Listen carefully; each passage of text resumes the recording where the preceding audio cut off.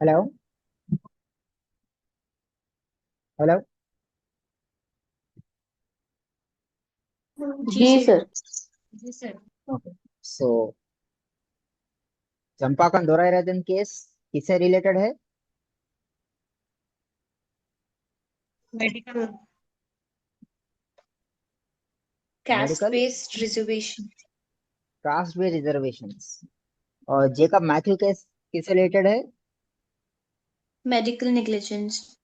Medical negligence. Chitralekha case social and educational back.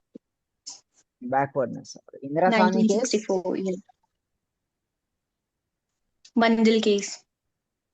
Mandal case. मैंने 50% reservation ज्यादा नहीं होना बोल के बताया था। ठीक है। यस। Next question. प्रियम्बल में ऑर्डर ऑफ द वर्ड्स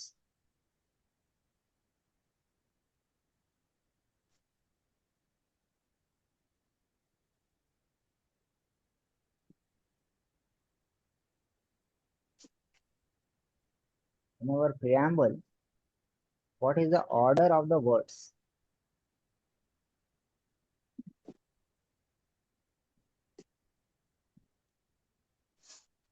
क्या है ऑर्डर वर्ड्स का?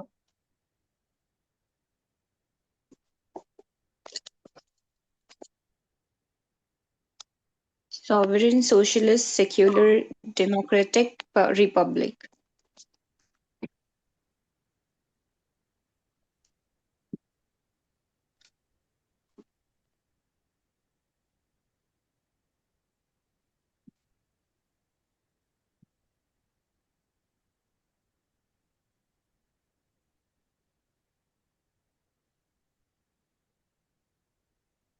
So what is the order of the words in our preamble?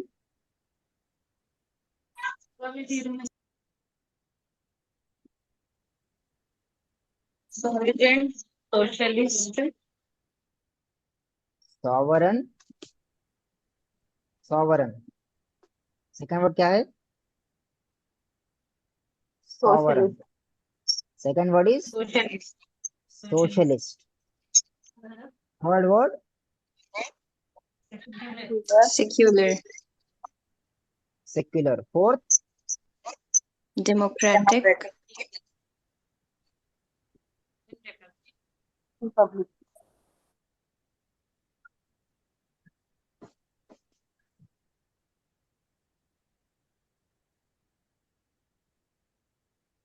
Republic. So what is the correct order of the words? Sovereign, sovereign socialist, socialist secular democratic democratic, Republic. republic। ठीक है।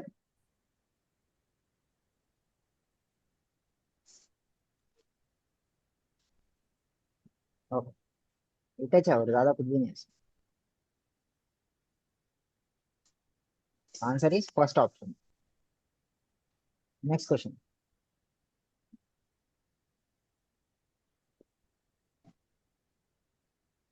Please read. An international treaty becomes binding in India when an international treaty becomes binding in India.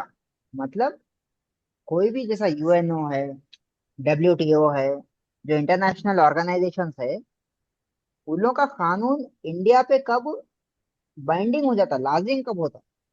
What the first option? फिर the prime treaty. minister treaty माने agreement. Okay. अब USA, India USA का agreement हुआ, free trade agreement.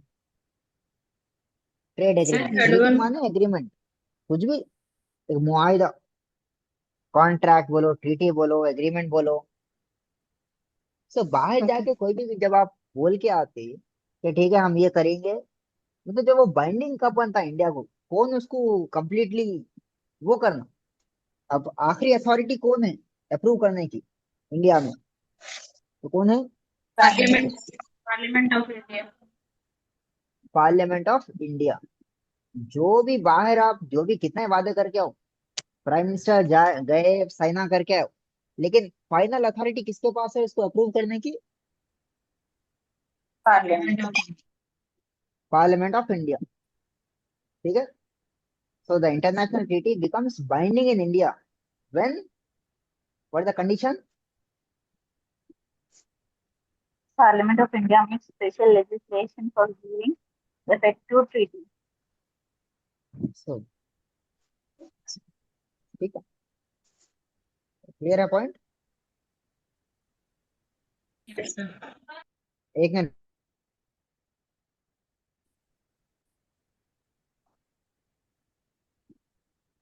So who is the final authority to say yes or no for any international treaty? Parliament, Parliament of India. India. ठीक है, is the final authority. Next.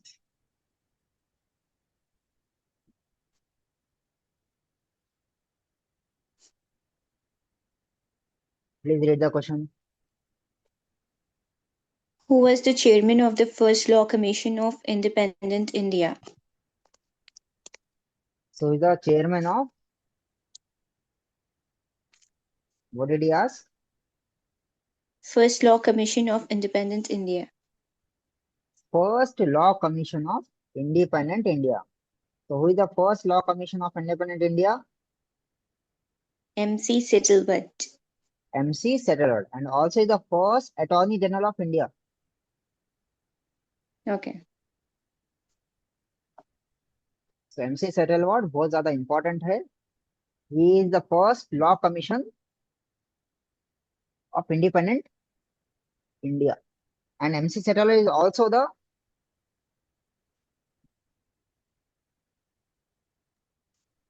First Attorney General of India.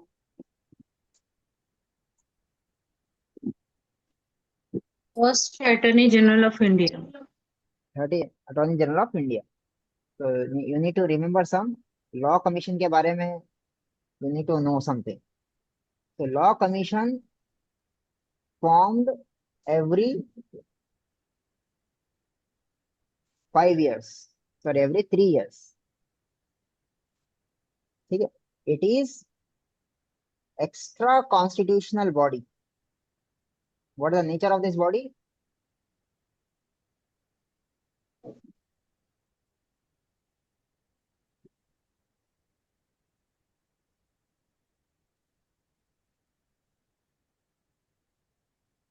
So Law Commission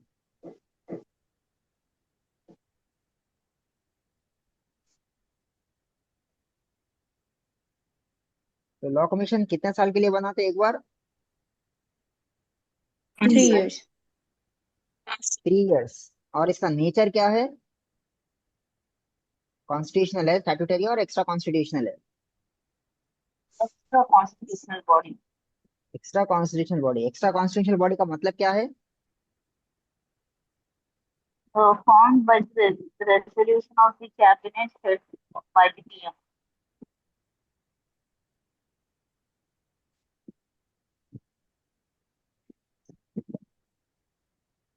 So currently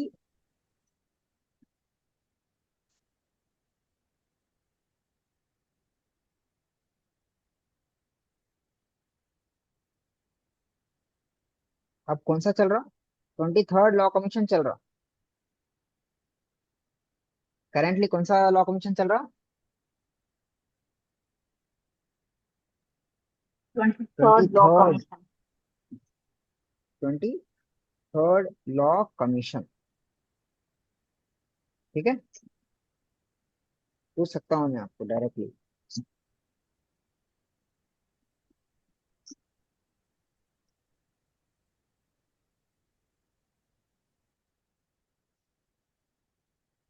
done.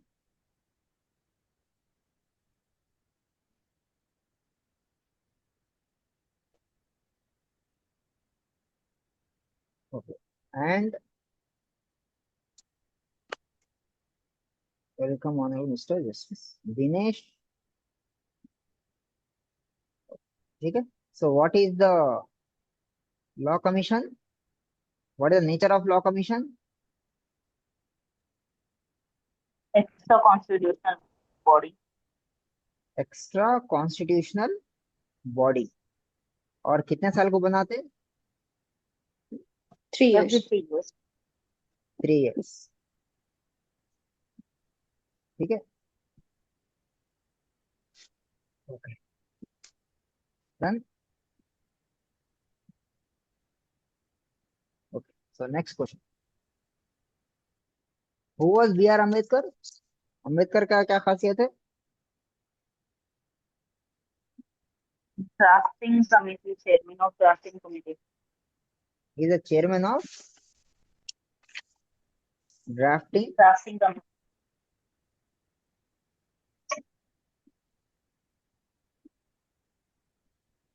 He was chairman of drafting committee. ठीक है, okay. तो and who is the current chairman? Dinesh Maheshwari.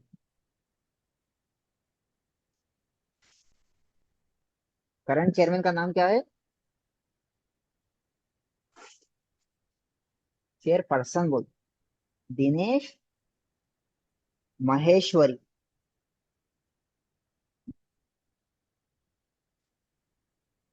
ठीक है, किसका chairperson sir? Law commission का या drafting committee का? Law commission का. ओके. 23rd लॉ कमीशन चला. First law commission, law commissioner कौन है? Chairman MC Setalvad. तो अब कौन सा लॉ कमीशन चल रहा है? 23rd लॉ कमीशन चल रहा है. और who is the head of this 23rd law commission? Chairperson बोलते, पहले चेयरमैन बोलते Dinesh थे, उसका नाम Maheshwari. चेंज करके चेयरपर्सन कर दिया. ठीक है, Dinesh Maheshwari, right. Please right it down. Yes. Please read.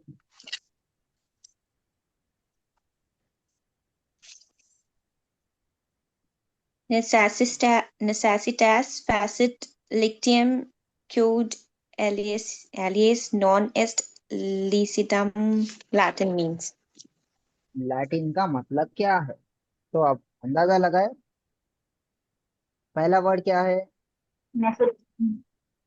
Necessities. आसपास करीब कौन सा ऑप्शन दिख रहा है उसमें? Third option. नेसेसिटास फेसिट लिसिटम कोड एलियास नॉन एस लिसिटम.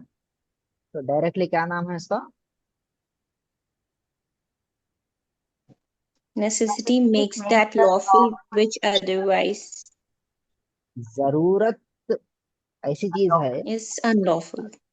नॉर्मली अनलॉफुल है, अगर जरूरत पड़ी तो कर सकते, तो लॉफुल बन जाता.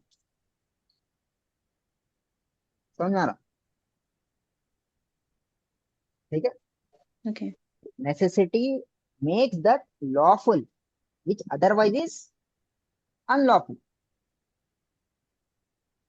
unlawful. जनरली देखा है तो अनलॉफुल बोलते हैं, लेकिन अगर जरूरत है तो, फॉर एग्जाम्पल, इज इट, अपने पास क्या नाम है जो सिरप्स पीते,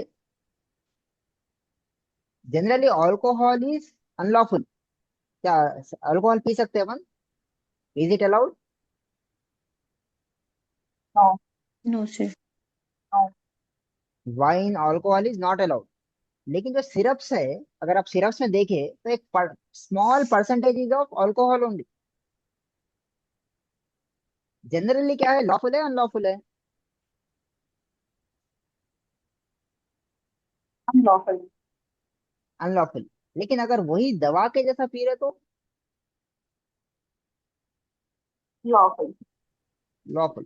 तो उसका मतलब नेसेसिटास फेसिट लिसिटम क्वाड alias नॉन एस्ट लिसिटम. ठीक है, समझ में आ रहा?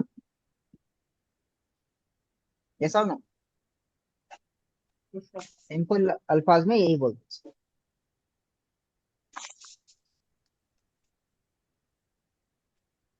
Next.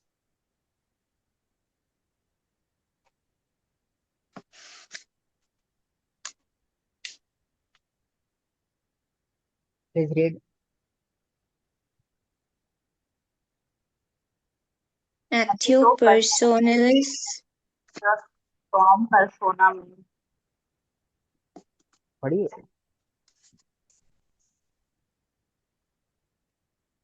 Please read. Actio personalis maritor com persona means Actio personalis moritor cum persona. So action से कौन सा वर्ड आ रहा? पर्सोनालिस कौन सा है? personal एक्शियो से कौन सा वर्ड आया? एक्शन आया। तो एक्शन, चारों में भी एक्शन है। पर्सोनालिस से कौन सा आ रहा वर्ड?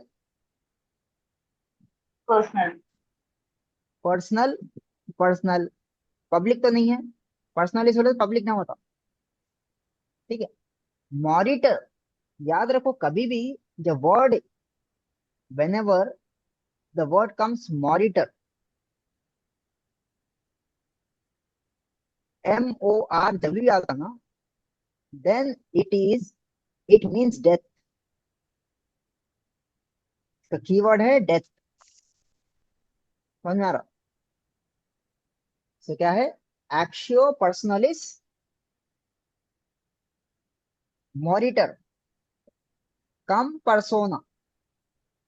ठीक है। परसोना मतलब person person, person, person, person. Monitor मतलब death डेथ।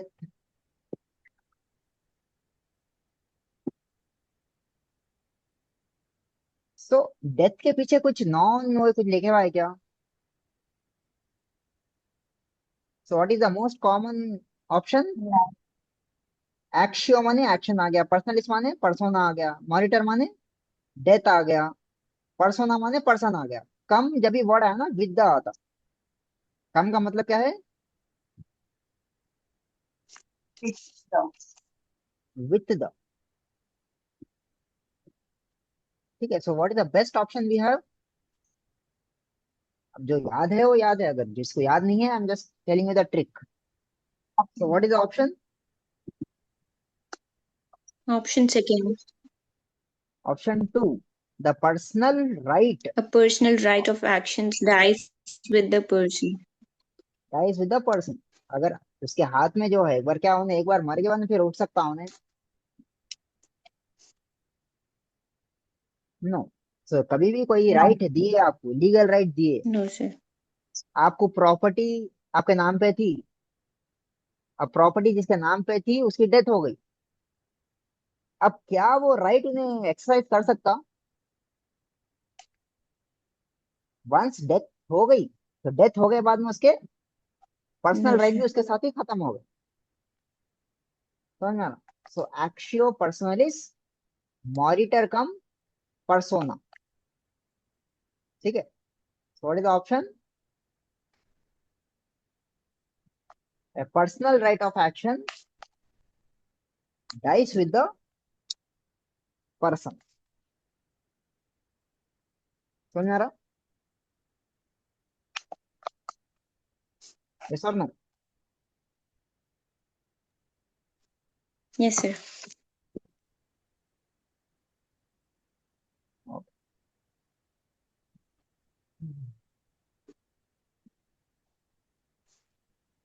तो क्वेश्चन क्या है?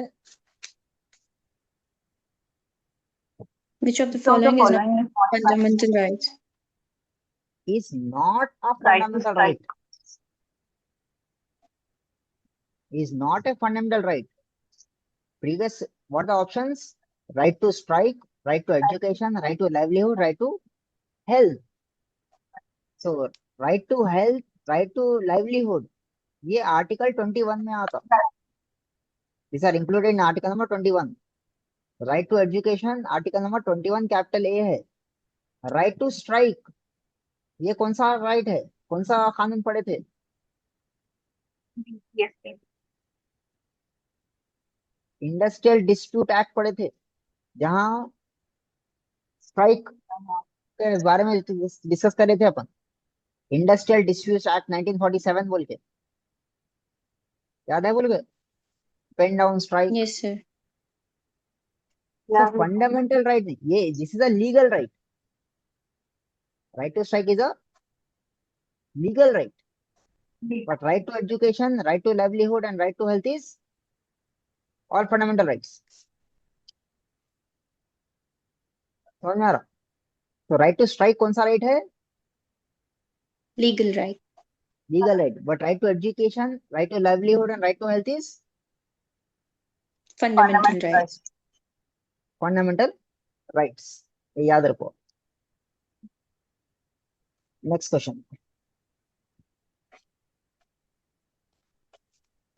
when when goods are delivered by one person to another for some purpose upon a contract that they shall they shall when the purpose is accomplished by return be written according to the direction of the person delivering them. The transaction is called as तो क्या है? when goods are delivered by one person to another, माने कोई function है, कुर्सियां लाते. आपका जो tent house है, जो सप्लाइंग कंपनी है, उसमें से आप कोई कुर्सियां लाए कुछ फंक्शन के लिए, कोई पर्पस के लिए, अपॉन ए कॉन्ट्रैक्ट, माने 24 घंटे के लिए था किराया बोल के. दे शल व्हेन पर्पस इज अकम्प्लिश, माने जब आपका फंक्शन खत्म हो गया, आपका काम खत्म हो गया, तो क्या करना है आपको? फिर वापस दे देना है. तो ये चीज को क्या बोलते हैं आप? settlement. बेलमेंट. ठीक है, समझ में आ रहा? तो कोई चीज उधार पे लाए आप, या कोई ऐसे काम टेम्पररी काम के लिए लाए, जब काम होगा ना वापस कर देना है. तो वैसे कॉन्ट्रैक्ट को, वैसे ट्रांजैक्शन को क्या बोलेंगे? Then bailment. और इसमें कितने पार्टीज, इससे पहले पढ़ाया था, these are known special type of contracts.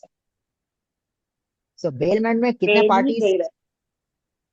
Baler Two parties. And bailee. याद है? भूल गए? That is one. It comes under special type of contracts. Special type of contract, right? Yes और no? Yes, sir. Okay. So custody क्या है? किसी के under में आ जाना. पुलिस कस्टडी है ना, पुलिस के अंडर आ जाना. जुडिशियल कस्टडी माने जैसे कोर्ट की कस्टडी में रहना. कौन इज रहन रखा रहे आप? मॉर्गेज. कौन इज नथिंग बट प्लेज. जब प्लेज कर रहे हैं ना, तो उसको दे पॉनर एंड पॉनी. मॉर्गेज कुछ एक इमूवेबल प्रॉपर्टी को जब रहन रखाते, तो क्या बोलते हैं उसको आप? Mortgage. Mortgage. मॉर्गेज. अगर आप मूवेबल प्रॉपर्टी को रहन रखा रहे तो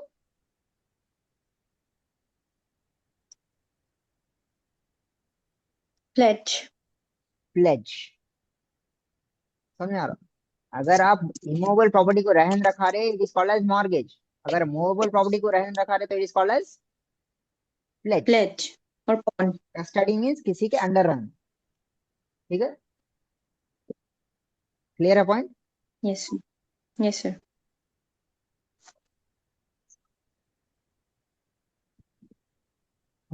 तो प्लीज रीड.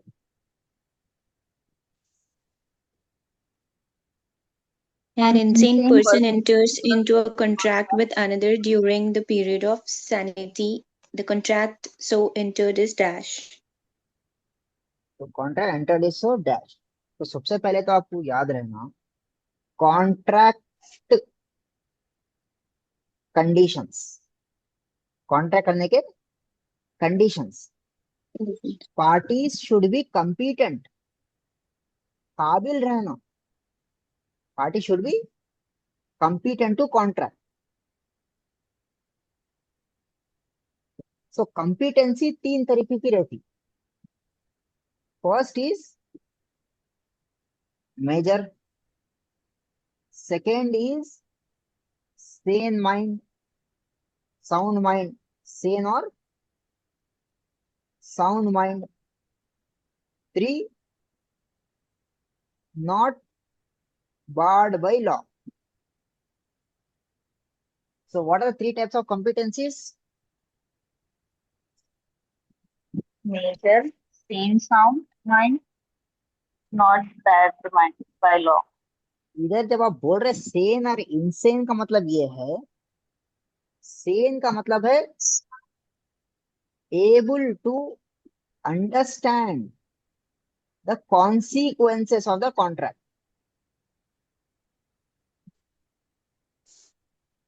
इनसेन का मतलब है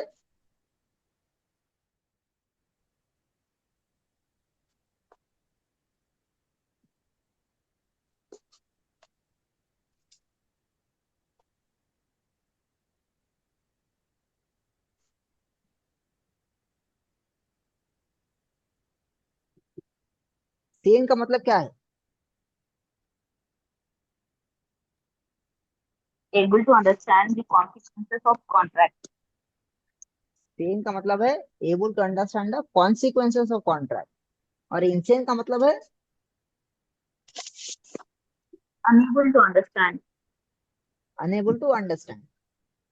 अगर ये तीन कंडीशंस राजी हो रहे तो जब क्या बन जाता? वैलिड कॉन्ट्रैक्ट बनता। क्या है तीन कंडीशन है कॉम्पिटेंसी के? Nature, sane sound mind, not bad by law. Not barred और बाय लॉ। valid अगर ये तीन contract. कंडीशन सेटिस्फाई हो रहे तो कौन सा कॉन्ट्रैक्ट बनता? वो Valid contract. Valid contract. अब क्वेश्चन पढ़ो फिर से एक बार। सर सैनिटी का मतलब? सेन, सेन से आया वर्ड सैनिटी। सेन का मतलब क्या है?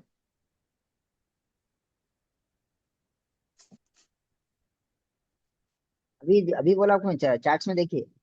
सेन का मतलब क्या है? Able to able to understand the understand. consequences.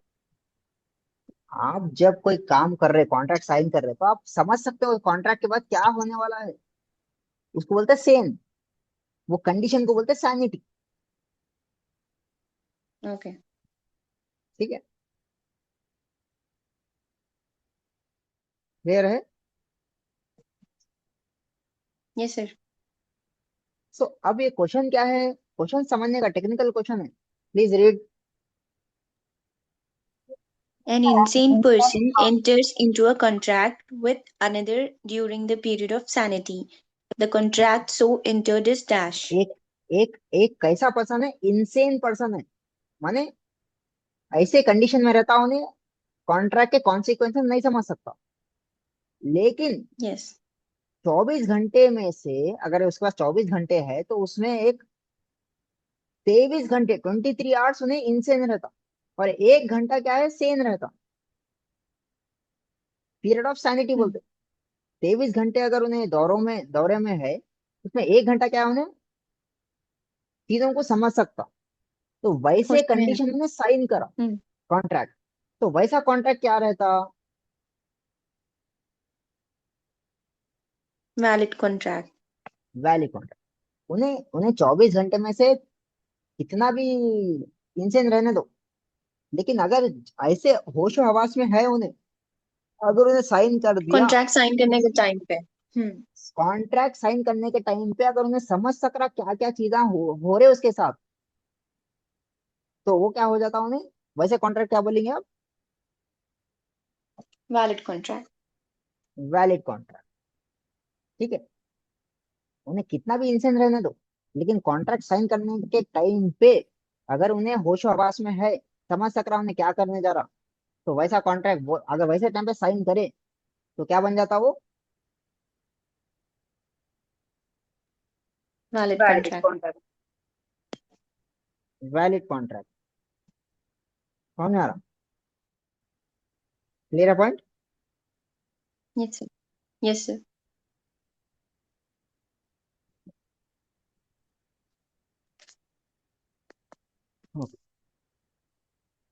So what is next question?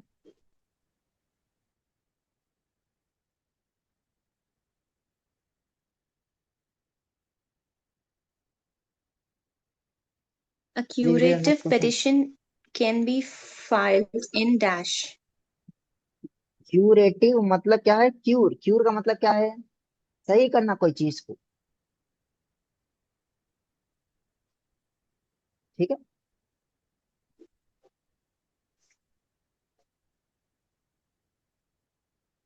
तो क्यूर, क्यूर का मतलब क्या है? सही करना। कोई चीज को सही करना। अगर आप कोई भी कोर्ट में दे रहे, कोई भी आप पेपर लिख के दे रहे, अपना अपील लिख के दे रहे, या कोई भी अपना जो रिक्वेस्ट लिखे थे, उसे क्या बोलते हैं आप?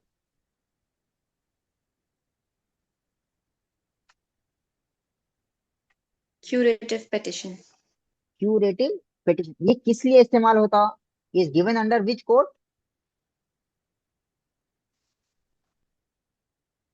High Court only, Supreme Court only. Supreme court में देते। Supreme Court. कौन से कोर्ट में देते? Supreme Court. Supreme Court. इसका ऑब्जेक्टिव क्या है?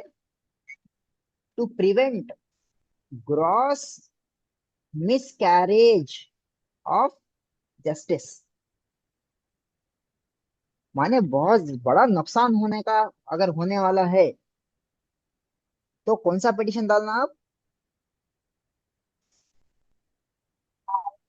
Curative. क्यूरेटिव मतलब पिटिशन। और सर माने अब बहुत बड़ा कुछ नुकसान होने वाला है आपको, अगर आप अभी नहीं करे तो वो जाके आप फिर इरिवर्सिबल डैमेज हो जाता आपको कोई भी चीज में। तो डायरेक्टली क्या कर सकते हैं आप? कौन से कोर्ट को जा सकते हैं?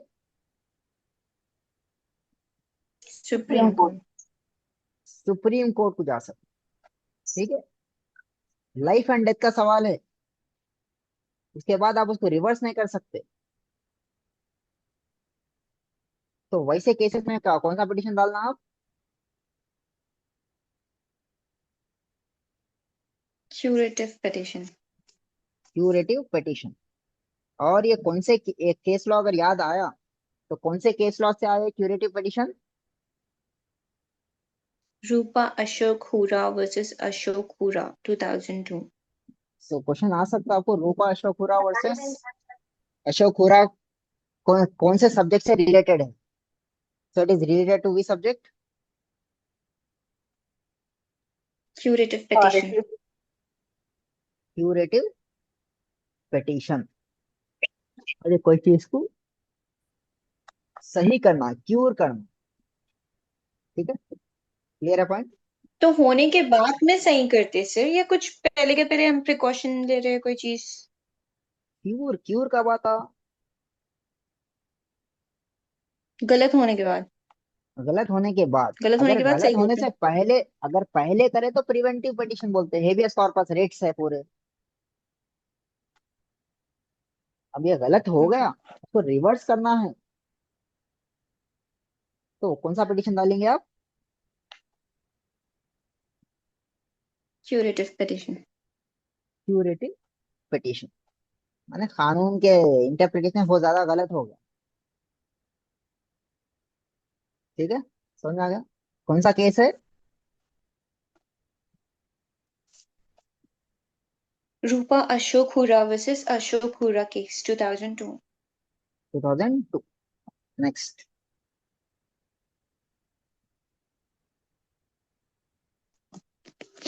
Please read next question. A child below the age of 7 years cannot be brought even before the Juvenile Justice Board.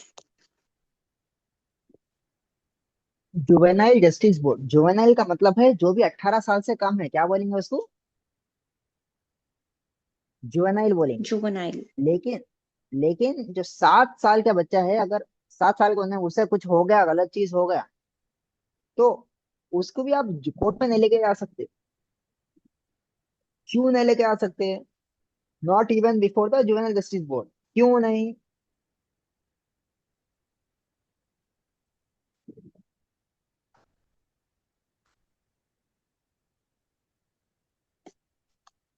क्यों? क्या कंसिडर क्या कर रहे हो? रूल क्या है उसमें?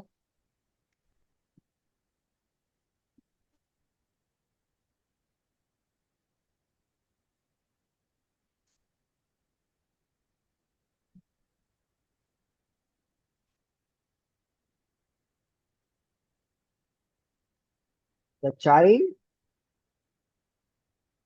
Below age 7 is exempted from criminal liability। वो प्रिंसिपल क्या बोलते हैं आप?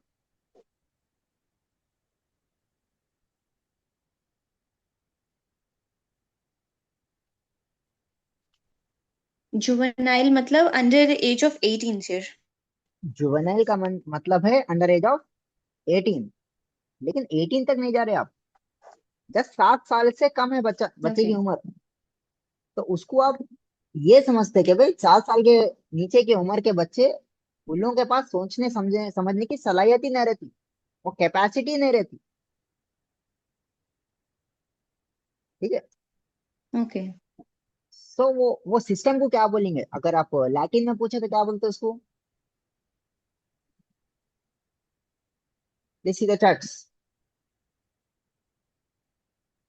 व्हाट इज द प्रिंसिपल के 7 साल के नीचे डोली के बच्चे को इनकैपेक्स। आप लायबिलिटी नहीं खड़ा सकते, क्रिमिनल लायबिलिटी नहीं रह सकती उसकी। तो what we call it as doli doli. इनकैपेक्स। डोली इनकैपेक्स। अगर वही चीज अगर आप इंग्लिश में बोले तो थर्ड ऑप्शन क्या है अपना? The child is exempted from criminal liability. Child is accepted from criminal liability. और ये कौन से तो उन एक्सेप्शंस में लोग को आता? कोर्ट में नहीं लेकर गए तो क्या करते सर फिर? मासूम है, खत्म, उसे केस ही नहीं बनता।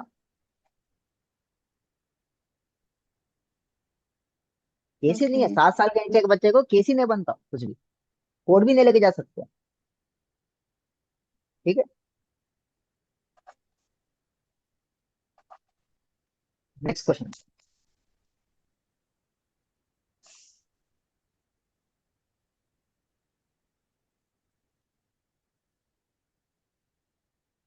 Please read.